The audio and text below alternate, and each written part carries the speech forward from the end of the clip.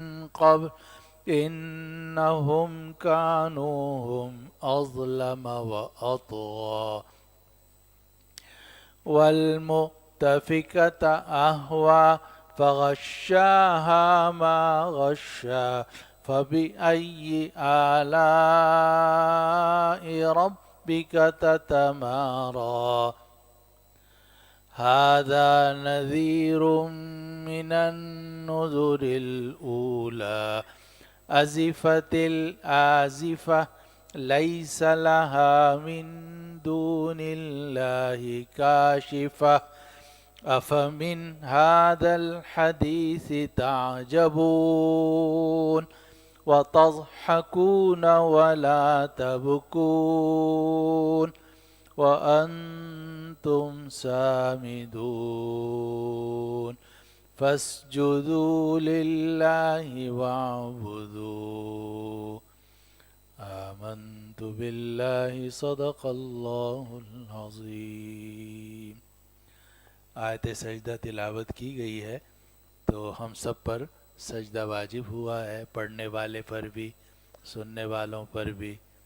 تو چونکہ ابھی یہ آیت دوبارہ بھی شاید پڑھی جائے یا ترجمہ بیان کیا جائے، تو اس لیے درس سے فارغ ہونے کے بعد یا مغرب کی نماز کے بعد انشاءاللہ ہم سجدہ تلاوت ادا کر لیں گے۔ کیا آپ نے دیکھا اس شخص کو کہ جس نے منہ موڑ لیا اور تھوڑا سا دیا اور پھر روک لیا؟ کیا اس کے پاس غیب کا علم ہے کہ وہ اس کو دیکھ رہا ہے؟ کیا اسے نہیں بتلائی گئی وہ بات جو موسیٰ علیہ السلام کے صحیفوں میں تھی؟ کیا اسے نہیں بتائی گئی وہ بات جو موسیٰ کے صحیفوں میں تھی اور ابراہیم کے صحیفوں میں؟ وہ ابراہیم جنہوں نے ہر بات کو پورا کر دکھایا کہ کوئی بوجھ اٹھانے والا دوسرے کا بوجھ نہیں اٹھاتا، اور انسان کو نہیں ملے گا مگر جو اس نے خود کوشش کی ہو، اور اس کی کوشش اسے دکھا دی جائے گی، پھر اسے پورا پورا بدلہ دیا جائے گا۔ اور بے شک تیرے رب ہی کی طرف ہر چیز کی انتہا ہے، اور بے شک وہی ہنساتا ہے، وہی رلاتا ہے، وہی زندہ کرتا ہے اور وہی مارتا ہے۔ اور بے شک اسی نے جوڑوں کو پیدا کیا، نر کو اور مادہ کو، اس پانی کے قطرے سے جب اسے ٹپکایا جاتا ہے۔ اور بے شک اسی رب کے ذمے ہے دوسری مرتبہ پیدا کرنا، اور وہی تو ہے کہ جس نے مالدار بنایا اور سرمایہ عطا کیا۔ اور بے شک وہی شعرا ستارے کا پروردگار ہے، اور بے شک اسی نے پہلی قوم عاد کو ہلاک کیا اور قوم سمود کو ہلاک کیا، اور پھر کسی کو باقی نہیں چھوڑا، اور اس سے پہلے قوم نوح کو ہلاک کیا۔ اور بے شک یہ سب لوگ بہت ظلم کرنے والے اور سرکش لوگ تھے، اور الٹ دی جانے والی بستیوں کو اس نے اٹھا کے پھینکا، اور پھر ان بستیوں پر چھا گئی وہ چیز جو ان پر چھا گئی، یا اللہ نے انہیں ڈھانپ دیا اس چیز سے جس چیز سے ڈھانپ دیا۔ تو تم اپنے رب کی کن کن نعمتوں میں شک کرو گے؟ یہ پیغمبر ڈرانے والے ہیں جیسے کہ پہلے ڈرانے والے آئے۔ قریب آنے والی چیز قریب آ رہی ہے، قریب آنے والی چیز قریب آ رہی ہے، اللہ کے سوا اسے کوئی کھولنے والا نہیں ہے۔ کیا اس بات سے تم لوگ تعجب کرتے ہو اور تم ہنستے ہو اور روتے نہیں ہو، اور تم غفلت میں مبتلا ہو؟ تو تم لوگ اللہ کے لیے سجدہ کرو اور اسی کی عبادت کرو۔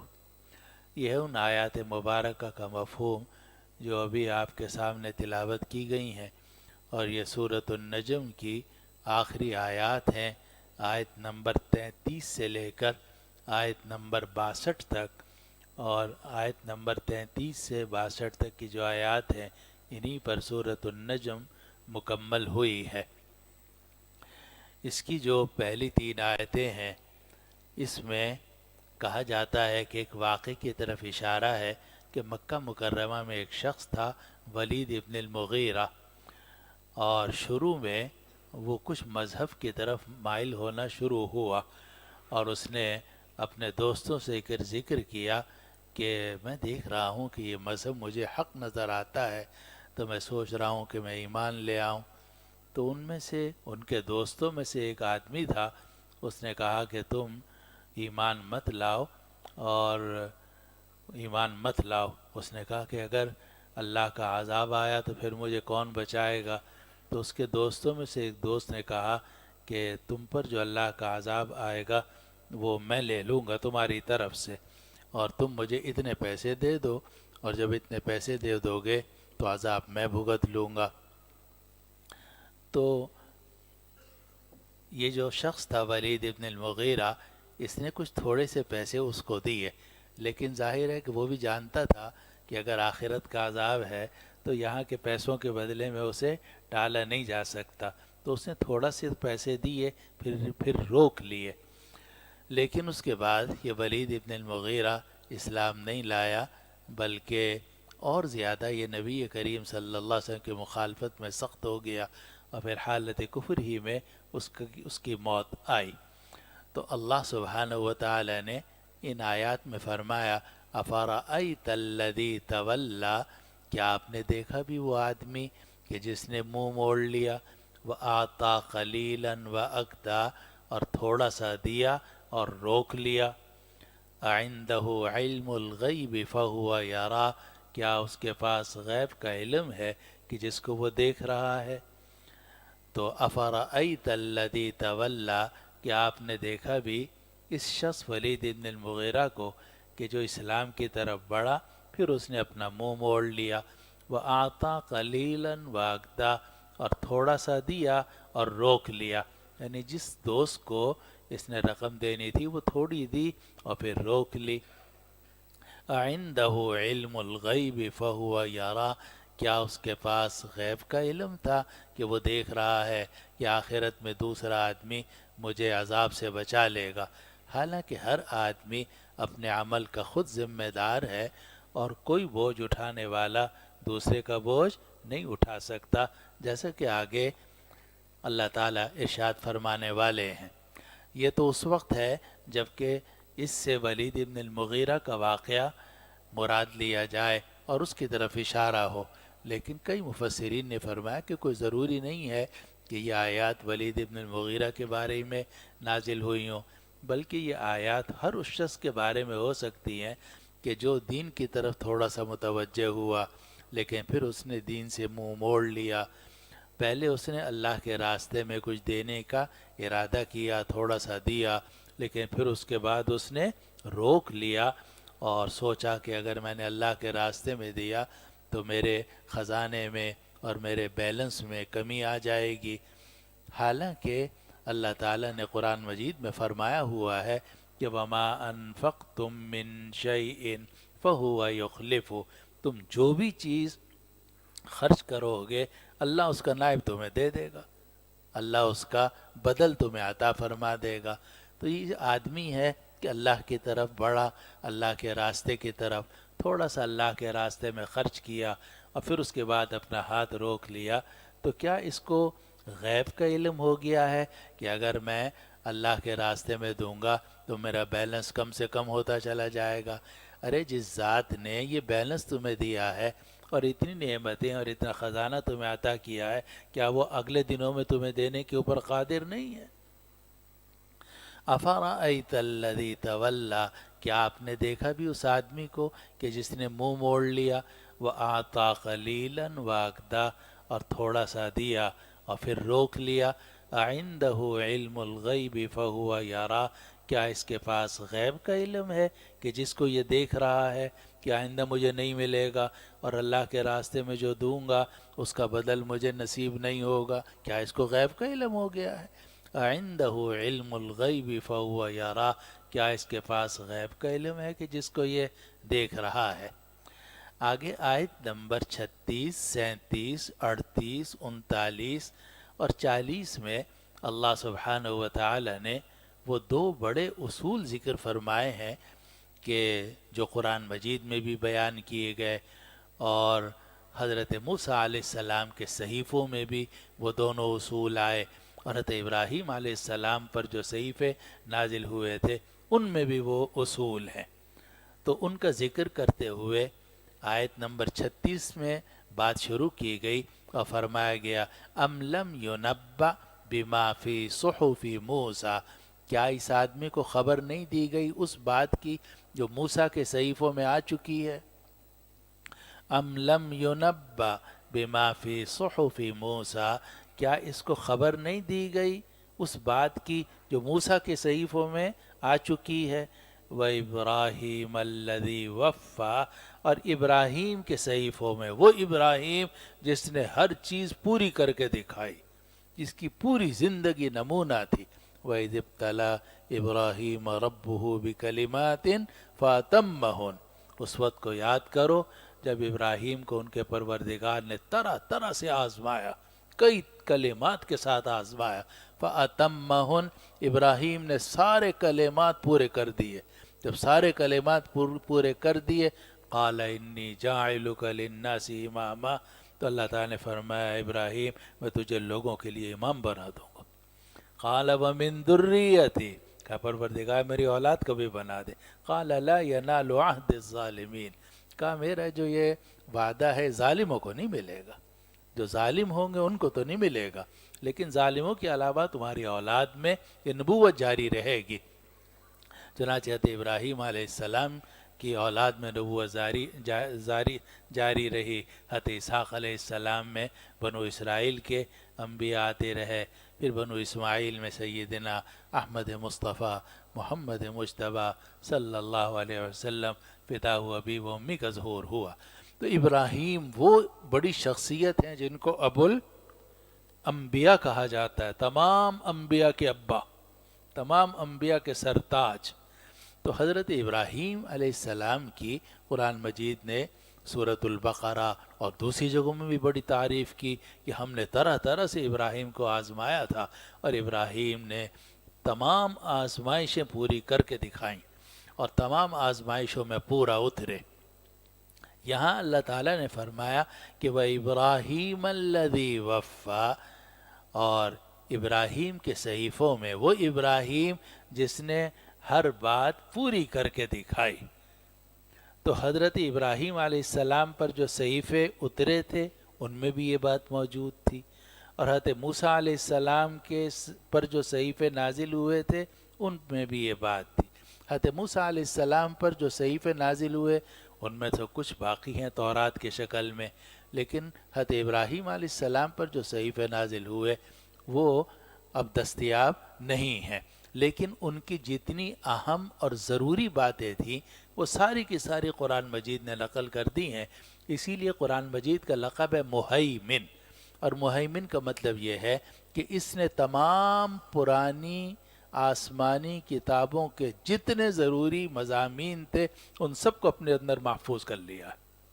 اسی لیے اب قرآن مجید کے نازل ہونے کے بعد ہمیں نہ تورات کی ضرورت ہے، نہ انجیل کی ضرورت ہے، نہ زبور کی ضرورت ہے، نہ حضرت ابراہیم علیہ السلام کے صحیفوں کو تلاش کرنے کی ضرورت ہے، کیونکہ ان میں جتنی ضروری باتیں تھیں وہ ساری قرآن نے خود نقل کر دیں۔ چنانچہ یہاں فرمایا گیا ام لم ینبأ بما فی صحف موسیٰ، کیا اسے نہیں خبر دی گئی اس بات کی جو موسیٰ کے صحیفوں میں تھی۔ وَإِبْرَاهِيمَ الَّذِي وَفَّى، اور ابراہیم کے صحیفوں میں تھی وہ ابراہیم جس نے ہر بات پوری کر کے دکھائی۔ کیا تھی وہ بات؟ اللہ تزر وازرۃ وزر اخری، کوئی بوجھ اٹھانے والا دوسرے کا بوجھ نہیں اٹھائے گا۔ یہ بڑا اصول ہے جو اللہ تعالیٰ نے قرآن مجید میں بھی ذکر کیا، یہی اصول حضرت ابراہیم علیہ السلام کے صحیفوں میں تھا، اور یہی اصول حضرت موسیٰ علیہ السلام کے صحیفوں میں تھا۔ اللہ تزر وازرۃ وزر اخری، کوئی بوجھ اٹھانے والا دوسرے کا بوجھ نہیں اٹھائے گا۔ یہ نہیں ہو سکتا کہ کرے مونچھوں والا پکڑا جائے داڑھی والا، یہ نہیں ہو سکتا کہ کرے بیٹا اور سزا ملے باپ کو، یہ نہیں ہو سکتا کہ جرم ایک بھائی کرے اور سزا دوسرا بھائی بھگتے، یہ ممکن ہی نہیں ہے، اسلام میں ایسا نہیں ہو سکتا۔ یہ دور جاہلیت کا طریقہ ہو سکتا ہے، یہ قبائلی طریقہ ہو سکتا ہے، اور یہ جناب کفر کا طریقہ ہو سکتا ہے، لیکن انبیاء کرام علیہ السلام کے ہاں اور تمام شریعتوں میں یہ بات طے ہے، اللہ تزر وازرۃ وزر اخری، کہ کوئی بوجھ اٹھانے والا دوسرے کا بوجھ نہیں اٹھائے گا، ہر ایک کو اپنے عمل کی سزا ملے گی۔ یہ نہیں ہو سکتا کہ کرے کوئی اور بھرے کوئی، یہ نہیں ہو سکتا، ممکن ہی نہیں۔ ہر شخص اپنے عمل کا ذمہ دار ہے، ہر شخص نے اپنی قبر میں جانا ہے، ہر شخص کا معاملہ اللہ تعالیٰ کے ساتھ علیحدہ علیحدہ ہے۔ جس نے جتنا جرم کیا ہے اس کی سزا اس کو ملے گی، اور دوسرے کی سزا پہلے کو نہیں دی جا سکتی، پہلے کی سزا دوسرے کو نہیں ملے گی۔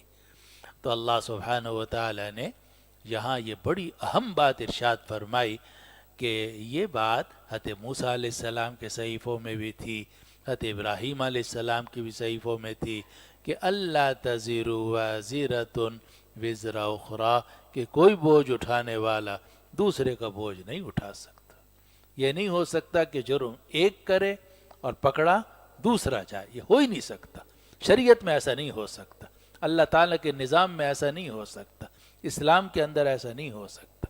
ہاں یہ ہو سکتا ہے کہ ایک شخص مجرم ہے، ایک مجرم کا سہولت کار ہے جس کو آج کل کہتے ہیں کہ مجرم ہے، دوسرے نے اس مجرم کو سہولتیں پہنچائی ہیں، تو وہ جو اصل مجرم ہے مثلا قاتل ہے اس کو تو قتل کی سزا ملے گی، لیکن جس آدمی نے آلہ قتل فراہم کیا یا اس کو اکسایا یا اس کی مدد کی، اس کو مدد کرنے کی سزا ملے گی، ہر ایک کو اس کے عمل کی سزا ملے گی۔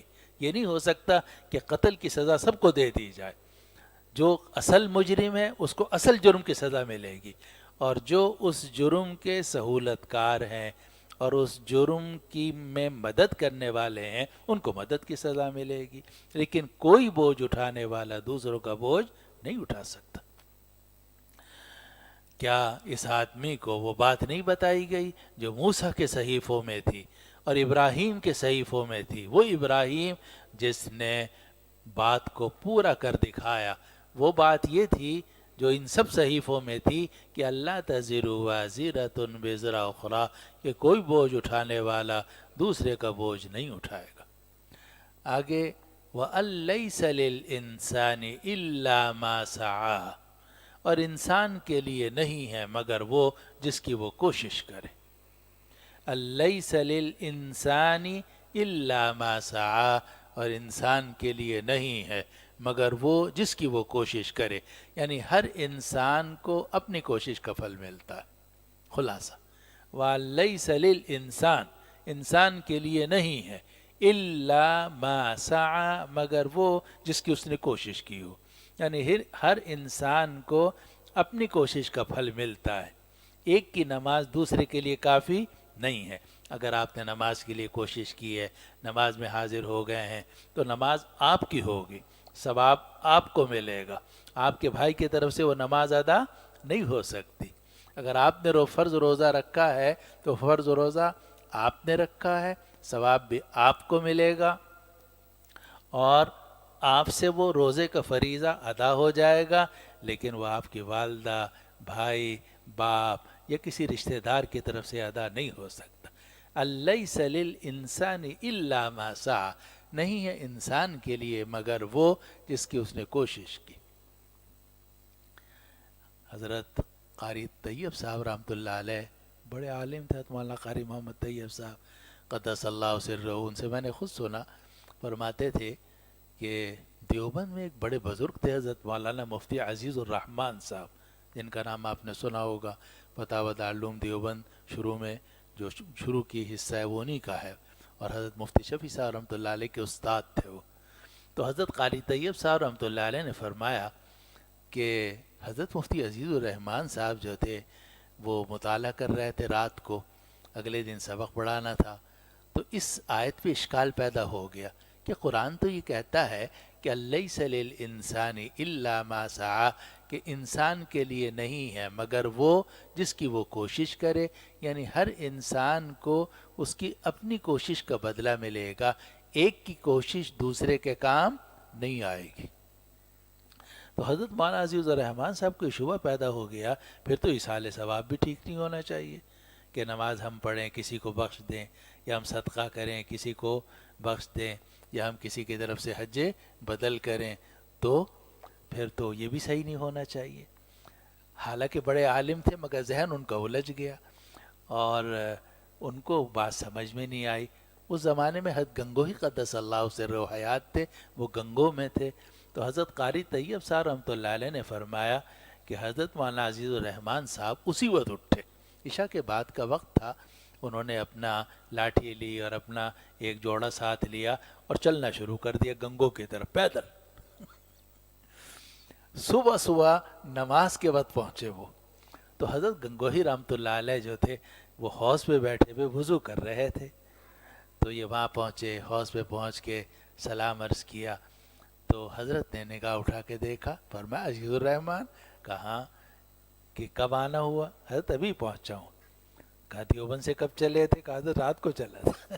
تو پیدل چلتے چلتے چلتے چلتے فجر کے وقت وہاں پہنچے۔ فرمایا کیسے آنا ہوا؟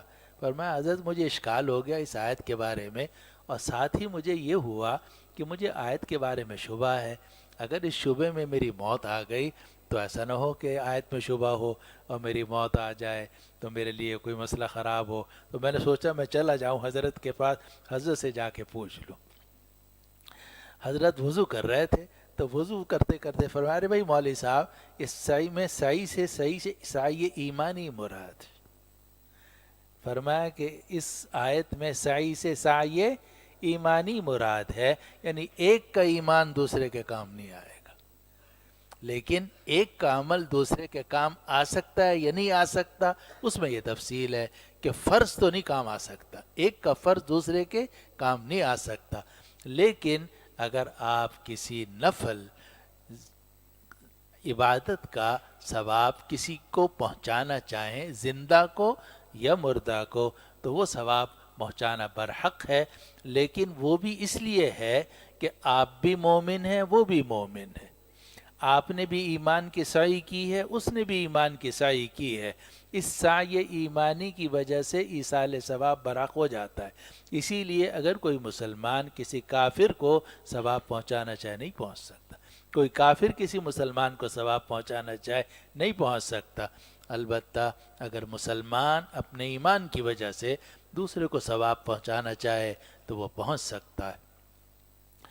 تو اللہ سبحانہ و تعالی نے یہاں دو باتیں ذکر فرمائیں، ایک تو یہ کہ اللہ تزیر وازرۃ وزر اخری، کہ کوئی بوجھ اٹھانے والا دوسرے کا بوجھ نہیں اٹھاتا، یعنی کوئی مجرم، کوئی شخص کسی دوسرے کے جرم کا بوجھ نہیں اٹھا سکتا، ہر مجرم اپنے عمل کا خود ذمہ دار ہے اور دوسرا آدمی اس مجرم کی طرف سے سزا نہیں بھگت سکتا۔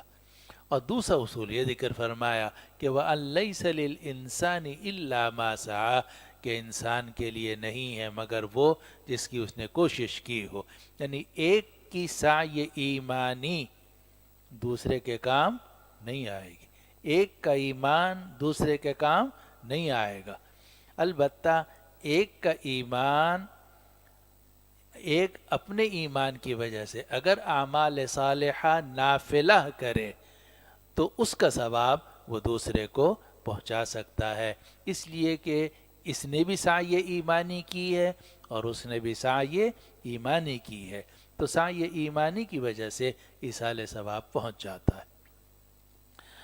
وَأَن لَيْسَ لِلْإِنسَانِ إِلَّا مَا سَعَى، اور انسان کے لیے نہیں ہے مگر وہ جو اس نے کوشش کی۔ آگے فرمایا وَأَنَّ سَعْيَهُ سَوْفَ يُرَى، اور بے شک اس کی کوشش اسے دکھائی جائے گی، دنیا میں جیسی کوشش کرو گے وہ کوشش آپ کو دکھائی جائے گی۔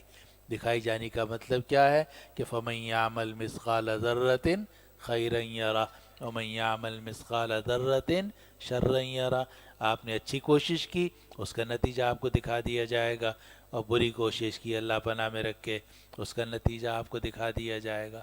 اور علماء نے لکھا کہ یہ بھی دکھایا جائے گا کہ یہ جو تم نے نیکی کی تھی اس میں کتنا اخلاص تھا، کتنا دکھاوا تھا۔ وَأَنَّ سَعْيَهُ سَوْفَ يُرَى، اور اس کی کوشش اسے دکھائی جائے گی، اس کی کوشش اسے دکھائی جائے گی کہ تم نے جو یہ نیکی کی، ایمان کی اور ان چیزوں کی کوشش کی تھی اس میں کتنا اللہ کے لیے کیا تھا اور کتنا شہرت اور ناموری کے لیے کیا تھا۔ اور آپ جانتے ہیں کہ اللہ کے لیے، رضا کے لیے جو عبادت کی جائے اس کا تو ثواب ملتا ہے، لیکن مخلوق کو خوش کرنے کے لیے اور اپنی تعریف کے لیے اگر عبادت کی جائے اس کا ثواب انسان کو نہیں ملتا۔ تو اللہ تعالیٰ قیامت کے دن ہر ایک کی کوشش تمام تفصیلات کے ساتھ اسے دکھا دیں گے۔ اس کو فرمایا وَأَنَّ سَعْيَهُ سَوْفَ يُرَى، اور اس کی کوشش اسے دکھا دی جائے گی۔ ثُمَّ يُجْزَاهُ الْجَزَاءَ الْأَوْفَى، اور پھر اسے پورا پورا بدلہ دیا جائے گا۔ ایسا نہیں ہو سکتا کہ بدلے میں کوئی کمی ہو جائے، ثواب میں کمی ہو جائے۔ جتنا آپ کا ثواب بنتا ہے اتنا ضرور ملے گا، اس سے زیادہ اللہ تعالیٰ اپنے فضل سے جو عطا فرما دیں فرما دیں۔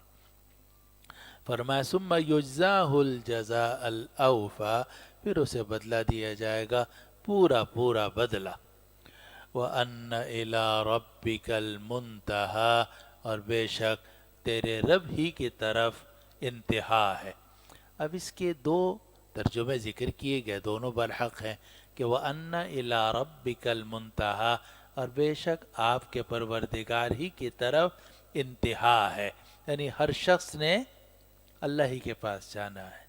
ان الی ربک المنتہا، اور بے شک تیرے رب ہی کی طرف ہر ایک کی انتہا ہے۔ اور دوسرا ترجمہ اور دوسرا مفہوم یہ کیا گیا کہ رب ہی کی طرف انتہا ہے ہر چیز کی، یعنی جو کچھ آپ غور فکر کر سکتے ہو وہ مخلوقات میں تو کر سکتے ہو، لیکن اللہ تعالیٰ کی ذات اور صفات میں آپ کو غور و فکر کی نہ اجازت ہے، نہ آپ کے بس میں ہے کہ اللہ تعالیٰ کی ذات اور صفات کو آپ پہچان سکو۔ تو تیرے رب ہی کی طرف ہر چیز کی انتہا ہے۔ جب رب کی بارگاہ ربوبیت شروع ہو جاتی ہے آدمی کی عقل کام کرنا ختم کر دیتی ہے۔ تو وَأَنَّ إِلَىٰ رَبِّكَ الْمُنْتَهَىٰ، اور بے شک تیرے رب ہی کی طرف ہر چیز کی انتہا ہے۔ آگے فرمایا وَأَنَّهُ هُوَ أَضْحَكَ وَأَبْكَىٰ، اور بے شک وہی تو ہے کہ جس نے ہنسایا اور رلایا۔ کسی کو اللہ تعالیٰ ہنسا رہا ہے، کسی کو رلا رہا ہے۔ آخرت کے اندر بھی جنتی ہنس رہے ہوں گے، وجوہ یومئذ مسفرہ ضاحکۃ مستبشرہ، اللہ ہی کے فضل سے۔ اور جو جہنمی ہیں تو وہ ان کے چہرے خسران میں ہوں گے، وہ بھی اللہ ہی کے حکم سے۔ بھائی یہ قرآن مجید نیچے ہے، یا تو آپ کہیں دور بیٹھو پھر ٹھیک ہے، قریب بیٹھ کر قرآن مجید نیچے رکھنا ادب کے خلاف۔ تو فرمایا وَأَنَّهُ هُوَ أَضْحَكَ وَأَبْكَىٰ، اور بے شک وہی تو ہے کہ جس نے ہنسایا اور رلایا، وہی تو ہے کہ جس نے ہنسایا اور رلایا۔ وَأَنَّهُ هُوَ أَمَاتَ وَأَحْيَا، اور بے شک وہی تو ہے کہ جس نے مارا اور زندہ کیا، موت دی اور زندگی دی۔ دنیا میں موت و حیات کا سلسلہ مسلسل جاری ہے، ادھر سے ایک مخلوق آ رہی ہے لاکھوں بچوں کی شکل میں، اور ادھر سے لاکھوں انسان جو ہیں وہ آخرت کی طرف جا رہے ہیں۔ وہی تو ہے جو زندہ کرتا ہے اور مارتا ہے۔ وَأَنَّهُ هُوَ أَمَاتَ وَأَحْيَا، وہی تو ہے جو مارتا ہے اور زندہ کرتا ہے۔ وَأَنَّهُ خَلَقَ الزَّوْجَيْنِ الذَّكَرَ وَالْأُنثَىٰ، اور بے شک اسی نے پیدا کیا جوڑوں کو، یعنی نر کو اور مادہ کو۔ کسی کے ہاں لڑکا ہو رہا ہے، کسی کے ہاں لڑکی ہو رہی ہے، کسی کے ہاں لڑکا اور لڑکی دونوں ہو رہے ہیں۔ اور وَيَجْعَلُ مَن يَشَاءُ عَقِيمًا لِلَّهِ مُلْكُ السَّمَاوَاتِ وَالْأَرْضِ يَخْلُقُ مَا يَشَاءُ يَهَبُ لِمَن يَشَاءُ إِنَاثًا وَيَهَبُ لِمَن يَشَاءُ الذُّكُورَ औ युज़व्विजुहुम ज़ुकरानन व इनासन व यजअलु मन यशाउ अक़ीमा। अब किसके यहाँ लड़का होगा, किसके यहाँ लड़की होगी, कब होगा, कब होगी, इसका फैसला कौन करता है? माँ करती है, बाप? न माँ करती है, न बाप, न चचा, न मामू, न नाना, न दादा। फैसला अल्लाह ताला करते हैं। वअन्नहु खलक़ज़्ज़ौजैन अज़्ज़कर वल उन्सा, और बेशक वही तो है कि जिसने जोड़ों को पैदा किया, नर को और मादा को। मिन नुत्फ़तिन इज़ा तुमना, उस कतरे से जब उसको टपकाया जाए। मनी का एक कतरा होता है। और एक लेबॉर्ट्री में मैंने आपको बताया था कि एक मरतबा मैं लेबॉर्ट्री गया, यहाँ ये जानवरों की लेबॉर्ट्री है, तो वहाँ हज़रत मौलाना तक़ी उस्मानी साहब मतलब मुझे ले गए थे। बहुत बचपन की बात है, आज से मैं खैर 40 साल पुरानी, 50 साल पुरानी, हम 50 साल हो गए कम अज़ कम। तो हम गए तो उसने एक वहाँ उन्होंने बैलों की मनी रखी हुई थी, बैल की मनी निकाल के रखी हुई थी, और एक संगे मरमर सफ़ेद का उसने टुकड़ा रखा और उस पर मनी का एक कतरा टपका है, सिर्फ एक कतरा। फिर उसने मुझे कहा, हज़रत भी साथ थे, कहा कि अब आप इस खुर्दबीन में देखें। तो मैंने खुर्दबीन में देखा तो मैंने देखा कि एक समंदर है, और समंदर के अंदर न जाने कितने जानवर हैं जो दौड़ रहे हैं, इधर आ रहा है एक, इतने जानवर हैं, इतने जानवर हैं, छोटे छोटे छोटे छोटे जुर्सू में जिंदा, और वो मुसलसल हरकत में थे। और मुझे कोई डॉक्टर बता रहे थे कि एक नुतफ़े के अंदर पता नहीं एक मिली वहाँ कितने मिलियंस जो हैं वो जुर्सूमे होते हैं, और उन जो मिलियंस जुर्सूमे हैं उनमें से सिर्फ एक जुर्सूमा ऐसा होता है जिससे बच्चा पैदा होता है, बाकी ज़ाया हो जाते हैं। अब उन जुर्सूमे में से किस जुर्सूमे से बच्चा पैदा होना है, ये अल्लाह ताला ही जानता है। इसको कुरान कहता है मिन नुत्फ़तिन इज़ा तुमना। नुत्फ़ा कहते हैं कतरे को, तुमना जब उसको टपकाया जाए, कतरा जब टपकाया जाए तो उससे अल्लाह ने नर और मादा पैदा किए। वअन्नहु खलक़ज़्ज़ौजैन अज़्ज़कर वल उन्सा, और बेशक उसी ने नर और मादा को पैदा किया। मिन नुत्फ़तिन इज़ा तुमना, कतरे से जब उसे टपकाया जाए। वअन्न अलैहि नशअतल उख़रा, और बेशक अल्लाह ही के ज़िम्मे है दोबारा पैदा करना। जिस तरह अल्लाह ने अपने तख्लीक के साथ एक नुत्फ़े के एक हकीर से जुर्सूमे से एक मर्द या एक औरत को पैदा कर दिया, वही दोबारा इनको पैदा कर देगा। वअन्न अलैहि नशअतल उख़रा, और बेशक अल्लाह ही के ज़िम्मे है दोबारा पैदा करना। वअन्नहु हुवा अग़ना व अक़ना, और वही तो है कि जिसने गनी किया और सरमाया अता किया। अगना का मतलब है कि दूसरों के आप मोहताज ना हो। गनी कहते हैं बेनियाज को, कि आप दूसरों के मोहताज ना हो। लेकिन ये हो सकता है कि दूसरों के मोहताज तो नहीं अल्हम्दुलिल्लाह, लेकिन आपके पास सरमाया भी जमा नहीं। और अकना का मतलब ये है कि मोहताज भी नहीं है और साथ साथ सरमाया भी मौजूद है। तो फरमाया व अन्नहु हुवा अगना व अकना, और बेशक वही तो है कि जिसने आपको बेनियाज किया और सरमाया अता किया। व अन्नहु हुवा रब्बुश शिअरा, और बेशक वही तो शेरा का परवरदिगार है।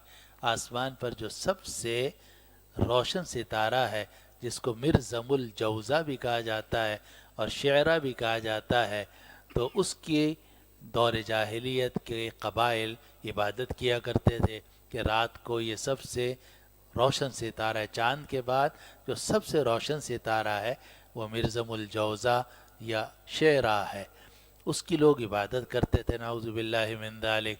तो अल्लाह ताला ने फरमाया व अन्नहु हुवा रब्बुश शिअरा, कि वो जो परवरदिगार है वो शेरा का भी परवरदिगार है।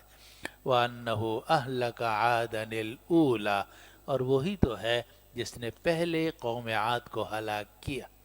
आद ऊला इरम को कहा जाता है, यानी कौम आद को, और आद सानिया का इतलाक़ किया जाता है समूद के ऊपर, क्योंकि वो आद ही की नस्ल के आगे लोग थे।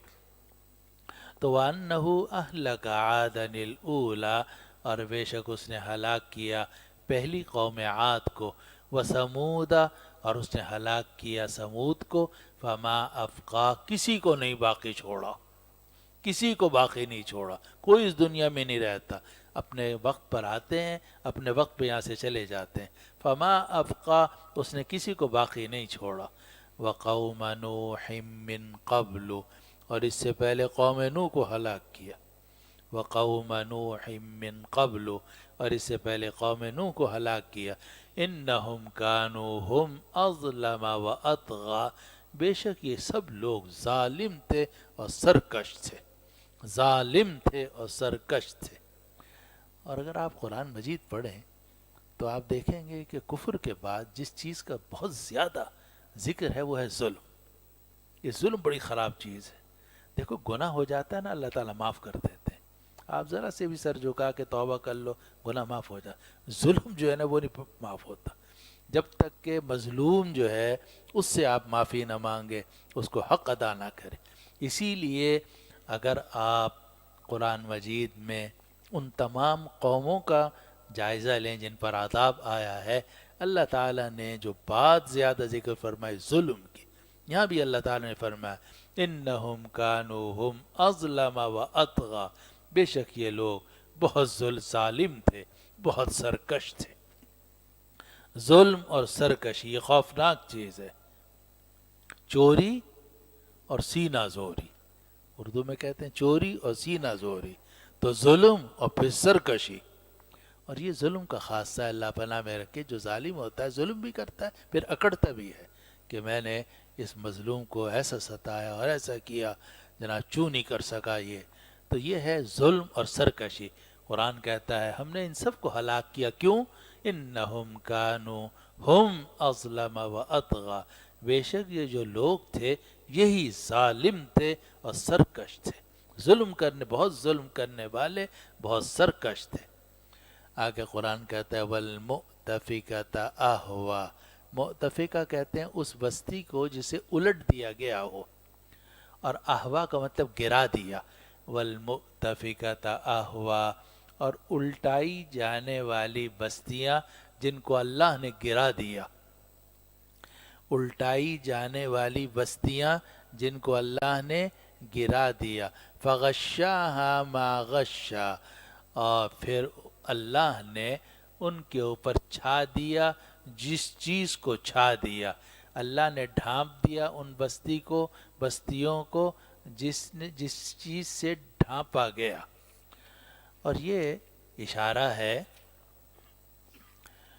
قوم لوط کی بستیوں کی طرف کہ جن پر اللہ کا عذاب آیا، اور عذاب بھی ایسا خوفناک آیا کہ اللہ تعالیٰ نے ان کو اس طرح ہلاک کیا کہ وہ ساری بستیاں جو ہیں اوپر اٹھائی گئیں، جیسے کہ بعض روایات میں آتا ہے، اور حضرت جبریل علیہ السلام نے ان بستیوں کو پھر پورا الٹ دیا، اور الٹنے کے بعد ان پر پتھروں کی بارش ہوئی، امطرنا علیہم حجارۃ من سجیل منضود مسومۃ عند ربک وما ہی من الظالمین ببعید، وما ہی من الظالمین ببعید۔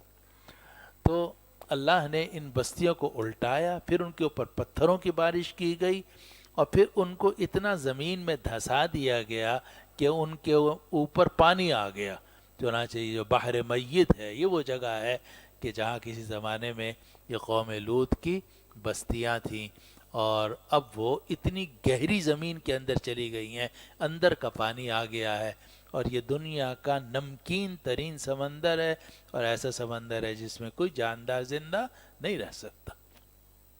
اس کو قرآن کہتا ہے والمؤتفکۃ اہوا، اور وہ الٹی ہوئی بستیاں ان کو اللہ نے گرایا، فغشاہا ما غشا اور ان کو ڈھانپ دیا اس چیز سے جس چیز سے اللہ نے ڈھانپا۔ کس چیز سے ڈھانپ دیا؟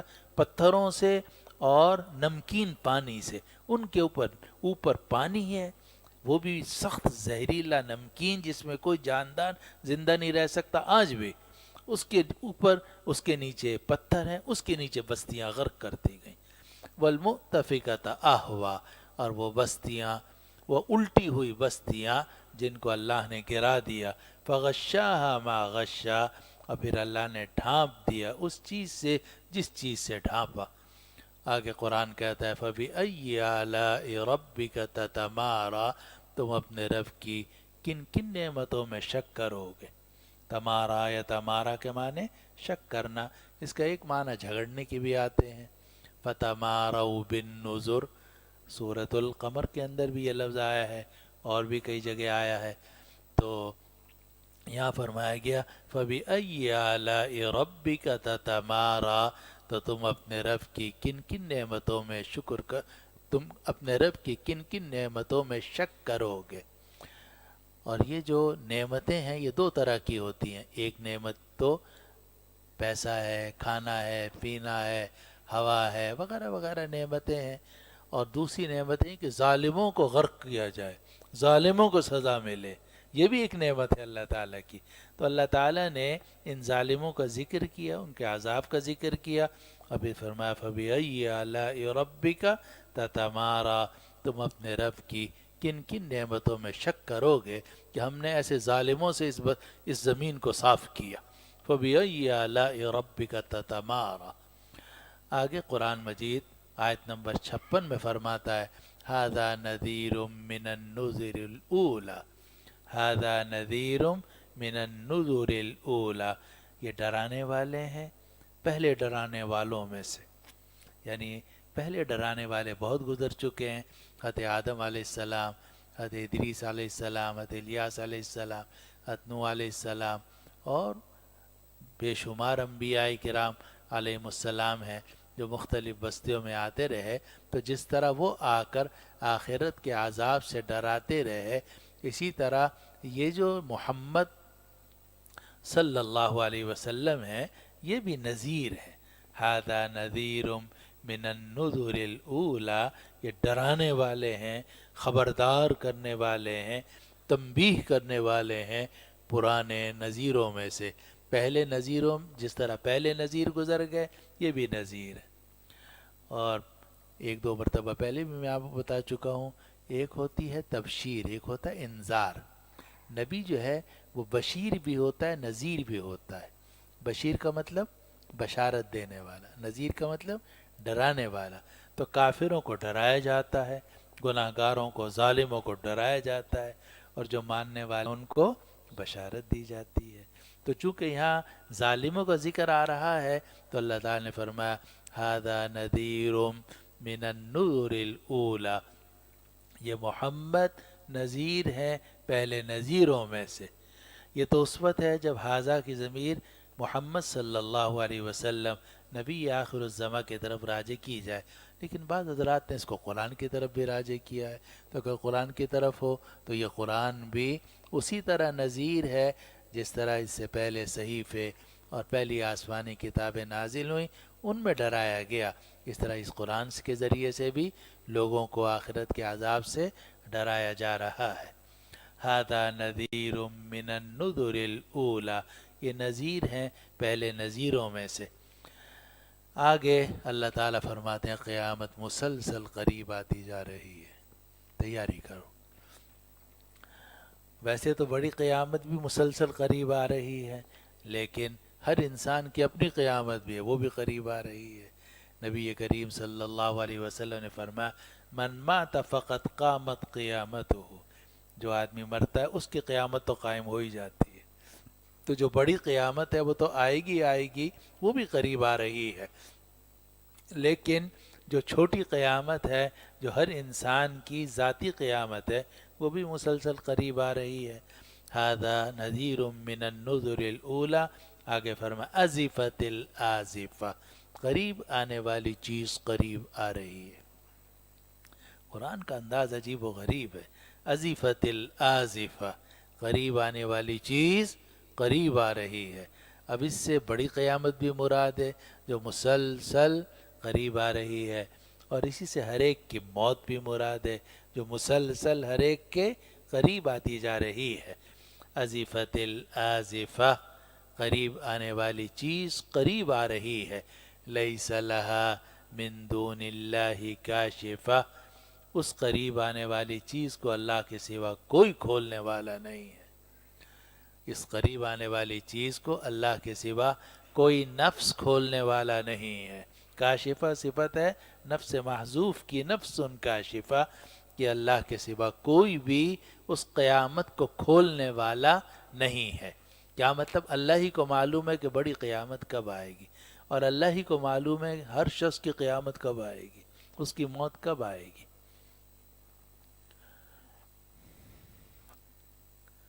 وما تدری نفس ماذا تکسب غدا وما تدری نفس بأی ارض تموت۔ کسی انسان کو پتہ نہیں کل میں کیا کروں گا، اور کسی انسان کو پتہ نہیں کہ کس زمین میں اس کی موت آئے گی۔ اللہ کے سوا کسی کو معلوم نہیں ہے۔ اس کو فرمایا لیس لہا من دون اللہ کاشفہ، اس قریب آنے والی چیز کو اللہ کے سوا کوئی کھولنے والا نہیں ہے۔ آخر میں فرمایا گیا افمن ھذا الحدیث تعجبون، کیا اس بات پر یعنی قرآن پر تمہیں تعجب ہو رہا ہے؟ قرآن سن کر تمہیں تعجب ہو رہا ہے؟ وَتَضْحَكُونَ وَلَا تَبْكُونَ، اور تم ہنستے رہتے ہو اور روتے نہیں ہو۔ یہ جو مشرکین مکہ ہیں یہ نبی کریم صلی اللہ علیہ وسلم کا بھی مذاق اڑاتے تھے، اور جب قرآن مجید سنایا جاتا تھا یا پڑھا جاتا تھا تو مَا كَانَتْ صَلَاتُهُمْ عِنْدَ الْبَيْتِ إِلَّا مُكَاءً وَتَصْدِيَةً، تالیاں بجاتے تھے، سیٹیاں بجاتے تھے اور ہنسا کرتے تھے، جیسا کہ قرآن مجید میں سورۃ الانفال کے اندر ہے۔ تو فرمایا افمن ھذا الحدیث تعجبون، کیا اس قرآن پر تمہیں تعجب ہو رہا ہے؟ کیا اس بات پر، اس قرآن پر تم تعجب کر رہے ہو؟ وَتَضْحَكُونَ وَلَا تَبْكُونَ، اور تم ہنس رہے ہو اور تمہیں رونا نہیں آتا۔ وَأَنْتُمْ سَامِدُونَ، اور حال یہ ہے کہ تم غفلت میں پڑے ہوئے ہو۔ سامدون کا معنی غافلون بھی کیا گیا، اور سامدون کا مطلب گانا بجانا بھی کیا گیا، کہ تم لوگ گانے بجانے میں مصروف رہتے ہو، اپنی موت کا تمہیں کوئی خیال نہیں ہے۔ وَتَضْحَكُونَ وَلَا تَبْكُونَ، تم ہنستے ہو اور روتے نہیں ہو۔ وَأَنْتُمْ سَامِدُونَ، اور تم غفلت میں پڑے ہوئے ہو۔ فَاسْجُدُوا لِلَّهِ وَاعْبُدُوا، تو سجدہ کرو اللہ کے لیے اور اس کی عبادت کرو۔ اور یہ سجدے کی آیت ہے، اور جو بھی آدمی سنے تو اس کے اوپر سجدہ واجب ہو جاتا ہے۔ انشاءاللہ ہم بھی ابھی سجدہ کریں گے، مغرب کی نماز کے بعد ہر شخص سجدہ تلاوت ادا کر لے۔ اور جب نبی کریم صلی اللہ علیہ وسلم نے سورۃ النجم پڑھی تو یہ مکہ مکرمہ میں سورت نازل ہوئی تھی، اور یہ سورت ہے بڑی عجیب و غریب، اور اس کی جو آیات ہے، قرآن مجید کی ساری آیات بڑی حیران کن معجزہ ہیں، لیکن ان آیات کی تو شان و شوکت ہی عجیب ہے۔ تو روایت میں آتا ہے کہ جب آپ اس آیت پر پہنچے کہ اللہ کے لیے سجدہ کرو اور اس کی عبادت کرو، تو نبی کریم صلی اللہ علیہ وسلم سجدے میں چلے گئے، صحابہ بھی سجدے میں چلے گئے، اور روایت میں آتا ہے وَسَجَدَ مَعَهُ الْمُشْرِكُونَ وَالْجِنُّ وَالْإِنسُ، وہاں جتنے مشرکین تھے وہ بھی سجدے میں چلے گئے، جتنے جنات قریب میں موجود تھے وہ بھی سجدے میں چلے گئے۔ اس سورت کی ایسی ہیبت سب پر طاری ہوئی کہ مشرکوں نے بھی سجدہ کر لیا۔ تو یہ مفصل کا پہلا سجدہ ہے، طوال مفصل کا، کہ جس میں سجدے کا حکم ہے اور ہر آدمی پر سجدہ واجب ہے۔ ترجمہ پھر سے سن لیجئے۔ کیا آپ نے دیکھا بھی اس شخص کو کہ جس نے منہ موڑ لیا اور تھوڑا سا دیا اور روک لیا؟ کیا اس کے پاس غیب کا علم ہے کہ جو یہ دیکھ رہا ہے؟ اور کیا اسے خبر نہیں پہنچی اس بات کی جو موسیٰ کے صحیفوں میں تھی اور ابراہیم کے صحیفوں میں تھی؟ وہ ابراہیم جنہوں نے ہر بات کو پورا کر دکھایا، اور وہ بات یہ تھی کہ کوئی بوجھ اٹھانے والا دوسرے کا بوجھ نہیں اٹھائے گا۔ اللہ تزر وازرۃ وزر اخری، کوئی بوجھ اٹھانے والا دوسرے کا بوجھ نہیں اٹھائے گا، اور انسان کے لیے نہیں ہے مگر وہ خود کوشش کرے، اور اس کی کوشش اسے دکھا دی جائے گی، پھر اسے پورا بدلہ دیا جائے گا، اور بے شک تیرے رب ہی کی طرف ہر ایک چیز کی انتہا ہے، اور بے شک وہی ہنساتا ہے، وہی رلاتا ہے، اور وہی زندہ کرتا ہے، وہی موت دیتا ہے۔ اور بے شک اسی نے جوڑوں کو پیدا کیا، نر کو اور مادہ کو، پانی کے ایک قطرے سے کہ جب اسے ٹپکایا جاتا ہے، اور بے شک اسی کے ذمے ہے دوبارہ پیدا کرنا، اور وہی تو ہے کہ جس نے بے نیاز کیا اور سرمایہ عطا کیا، اور وہی تو ہے جو شعراء کا پروردگار ہے، اور بے شک وہی تو ہے کہ جس نے پہلی قوم عاد کو ہلاک کیا اور سمود کو ہلاک کیا اور کسی کو باقی نہیں چھوڑا، اور اس سے پہلے قوم نوح کو ہلاک کیا۔ بے شک یہ سب لوگ ظلم کرنے والے اور سرکش لوگ تھے، اور وہ الٹ دی جانے والی بستیاں، ان کو اللہ نے گرا دیا اور پھر ان کو ڈھانپ دیا اس چیز سے جس چیز سے ڈھانپا، تو تم اپنے رب کی کن کن نعمتوں میں شک کرو گے۔ یہ ڈرانے والے ہیں پہلے ڈرانے والوں میں سے، قریب آنے والی چیز قریب آ رہی ہے، اللہ کے سوا اس کو کوئی کھولنے والا نہیں ہے۔ کیا اس قرآن پر تم تعجب کر رہے ہو اور ہنستے ہو اور روتے نہیں ہو، اور تم غفلت میں پڑے ہوئے ہو؟ تو اللہ کے لیے سجدہ کرو اور اللہ کی بندگی اختیار کرو۔ دعا کر لیجیے۔ الحمدللہ رب العالمین والعاقبۃ للمتقین والصلاة والسلام علی سیدنا و شفیعنا و مولانا محمد وعلی آلہ واصحابہ اجمعین۔ یا ارحم الراحمین یا رب العالمین، ہمارے اس بیٹھنے کو اپنی بارگاہ میں قبول فرما لیجئے، ہمارے گھر سے نکلنے کو اپنی بارگاہ میں قبول فرما لیجئے۔ یا اللہ ہمیں قرآن و حدیث کے انوار سے منور فرما دیجئے۔ یا اللہ قرآن و حدیث کی خیر و برکات سے ہم کو منور فرما دیجئے، ہمیں مالا مال فرما دیجئے۔ یا اللہ ہمیں تلاوت قرآن کی توفیق عطا فرما۔ یا اللہ ہمیں تلاوت قرآن کا عادی بنا دیجئے۔ یا اللہ قرآن مجید میں غور و فکر کرنے والا بنا دیجئے، قرآن مجید کو تھامنے والا بنا دیجئے۔ یا اللہ یا ارحم الراحمین، راتوں میں قرآن پڑھنے کی توفیق عطا فرما۔ یا اللہ اس قرآن، اللہم اجعل القرآن ربیع قلوبنا وجلاء احزاننا وذهاب همومنا وغمومنا۔ اللہم انا نسألك ان تخلط القرآن بلحومنا ودمائنا واسماعنا وابصارنا۔ اللہم آنس وحشتنا فی قبورنا۔ اللہم ارحمنا بالقرآن العظیم واجعلہ لنا اماما ونورا وہدا ورحمہ۔ اللہم ذکرنا منہ ما نسینا وعلمنا منہ ما جہلنا وارزقنا تلاوته آناء اللیل وآناء النہار واجعلہ لنا حجتا یا رب العالمین۔ یا اللہ اس قرآن حکیم کی برکت سے ہماری کامل مغفرت فرما دیجئے۔ یا اللہ ہماری دنیا بھی اچھی کر دیجئے، قبر بھی اچھی کر دیجئے، آخرت بھی اچھی کر دیجئے۔ یا اللہ یہاں بھی ہمیں راحت اور عافیت نصیب فرما، قبر میں بھی راحت اور عافیت نصیب فرما، اور یا اللہ آخرت میں بھی ہمارے لیے راحت اور عافیت کا فیصلہ فرما۔ یا اللہ ہم میں جو بیمار ہیں انہیں شفا عطا فرما، مریضوں کو صحت عطا فرما۔ یا اللہ جو بے روزگار ہیں انہیں حلال روزگار عطا فرما۔ یا اللہ جو مقروض ہیں انہیں قرضے سے نجات عطا فرما۔ یا اللہ ہم میں سے جو رزق کی تنگی ہمیں ہے، یا اللہ اس کو دور فرما، ہم سب کو رزق حلال بابرکت عطا فرما، صحت و عافیت نصیب فرما۔ اللہم انا نسألک تمام العافیہ ونسألک دوام العافیہ ونسألک الشکر علی العافیہ ونسألک الغنی عن الناس ولا حول ولا قوة الا بک۔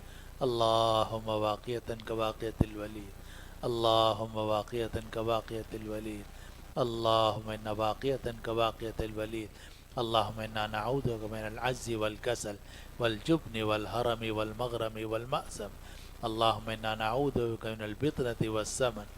یا حی یا قیوم برحمتک نستغیث اصلح لنا شأننا کلہ ولا تکلنا الی انفسنا طرفۃ عین، لا الہ الا انت۔ وصلی اللہ تعالی علی خیر خلقہ سیدنا و شفیعنا و حبیبنا و مولانا محمد وعلی آلہ واصحابہ اجمعین برحمتک یا ارحم الراحمین۔